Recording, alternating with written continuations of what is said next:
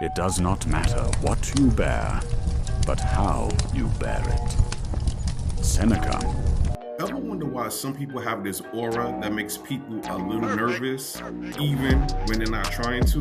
That weird, small shift in the room when you walk in, people start acting goofy, almost like they're low-key scared of you.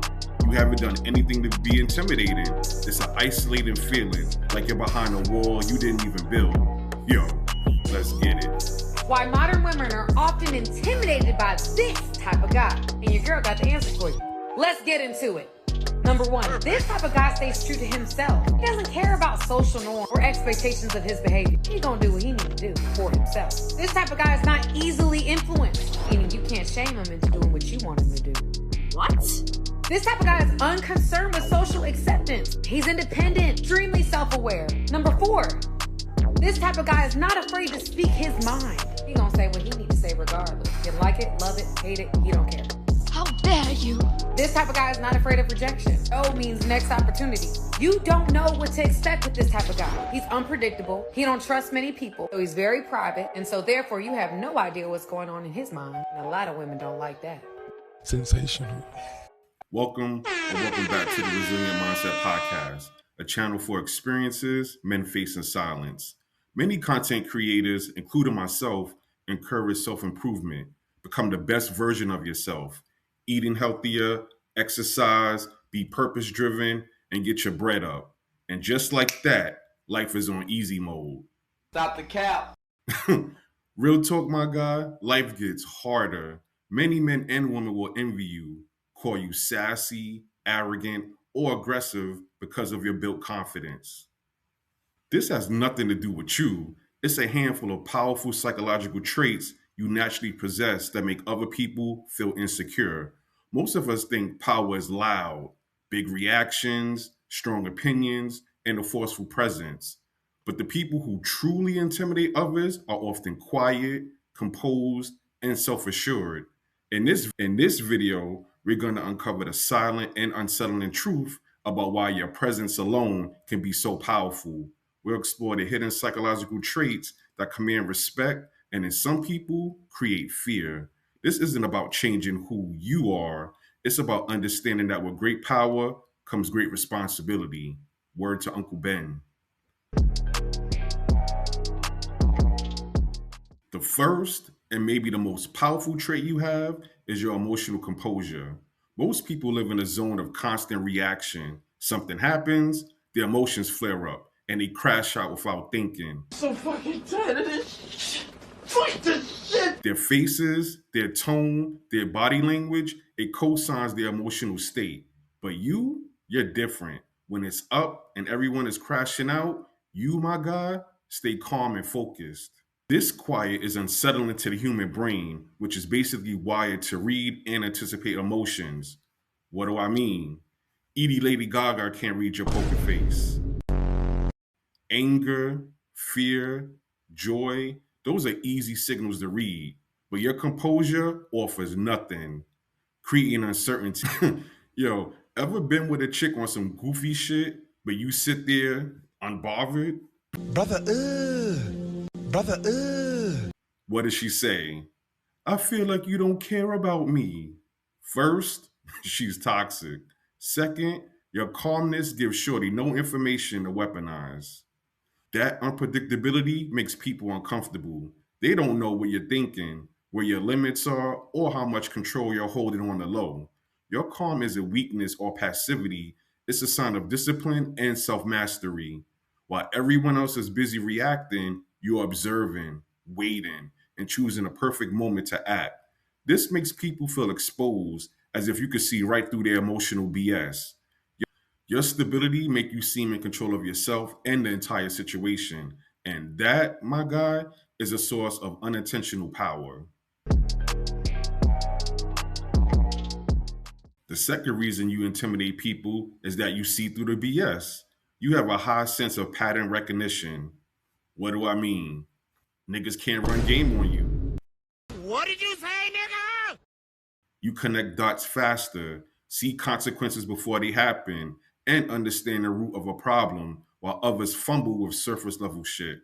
This trait allows you to spot the tiny inconsistencies in the story, the small shifts in posture, or power dynamics beneath the surface of a conversation. Hey yo, when you learn things quickly, remember details, or challenge tradition, it can make others feel intellectually outmatched. Yo, have you ever attended a work staff meeting where there's an easy way to solve a problem that stumped everyone, even the supervisor? You offer a solution that fixes the problem, but also calls out flaws in the current model, just to get rejected by the supervisor, and coworkers co-sign the response. Suffering from brain damage is something niggas do very well. Your intention isn't to make them feel small, but your mind naturally highlights the gaps in their understanding, which triggers insecurity and social comparison. People who are comfortable with the way things are always done are unsettled by your ability to question everything. Your mind doesn't just process what's in front of it, it sees the underlying layers of a situation.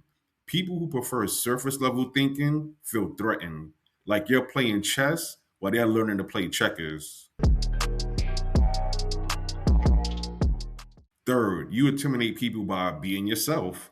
In a world where so many people wear masks to fit in, your realness is a rare and sometimes scary exception. You're unapologetically genuine. You say what you mean and stand on it. You don't bend your values to keep peace. This commitment to being your true self can make people super self conscious about their own masks.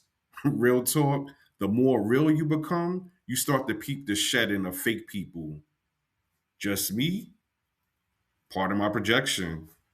Yo, what's super crazy to me is the trash takes itself out. Try. Psychologically, this is tied to a strong internal sense of self. Your self worth comes from within rather than external validation. You don't need likes, compliments, or agreement to feel secure. To people who are looking for validation, your self sufficiency seems like judgment. They see your independence as cold or disinterested. Your willingness to keep it 100, to be vulnerable, and admit your flaws acts like a mirror. For some, that reflection shows them a version of themselves they can't face. The fourth trait that makes you intimidating is how you use words and how you use silence. What do I mean? You're direct. You speak with clarity and precision. You choose your words thoughtfully. You mean what you say, and you don't fill every single moment with noise. For most people, silence is pure anxiety. It's like a void that must be filled with nervous chatter, awkward laughter, or pointless ass small talk. When there's a pause, they rush to fill it, broadcasting their discomfort to the world. Yo, how does the saying go? Let somebody talk long enough and they're telling themselves? You, on the other hand, peep that silence isn't empty, it's full of information. You use pauses to think, to observe, and to let your words land with real weight. This can be super unnerving. When you don't react immediately, it forces the other person into hyper self awareness. Their minds start racing, filling your silence with their insecurities. Did I say something stupid? Is he judging me? What is he thinking? Your comfort with silence seems like a power move, even when it's just how you normally move. It signals that you aren't desperate for their approval and you're in total control of yourself. This communication shows authority and confidence, which is super intimidating to nervous people. Fifth, you're not a people pleaser. And this, my guy, disturbs the force of the social hierarchy. From a young age, we're conditioned to seek approval, be agreeable, and not cause issues. You, my guy, don't give a damn. Damn. Your actions are guided by your own moral compass and logic, not by a desperate need to be liked. You have little tolerance for complaining or blatant stupidity, and you prioritize facts over feelings. This is intimidating because it breaks a social contract most people depend on. They expect you to soften your opinions, to agree to keep the peace, or to fold on something you know is wrong. Period. When you refuse, you confirm their approval holds no weight. This is especially threatening to manipulators or people who weaponize social pressure. They have zero leverage. Guilt tripping, useless. Passive aggression, dirt off your shoulders. You refuse to be knocked off your square by their emotional games. That leaves them powerless. They might call you sassy, arrogant, or conceited, but low key, they're really frustrated you can't be easily controlled. Finally, you intimidate people because you have unshakable boundaries. These boundaries aren't loud or aggressive. They're quiet, firm, and ruthlessly consistent. You know what you will and won't tolerate, and you enforce those limits without raising your voice or getting emotional. When someone violates, you don't crash out. You respond with calm, decisive action. This might be ending a convo, creating distance, or simply saying no without an apology. Hey, yo, lots of dudes co-sign being emasculated by chicks because she's attractive, has a bad body, good box, or even money. Beta!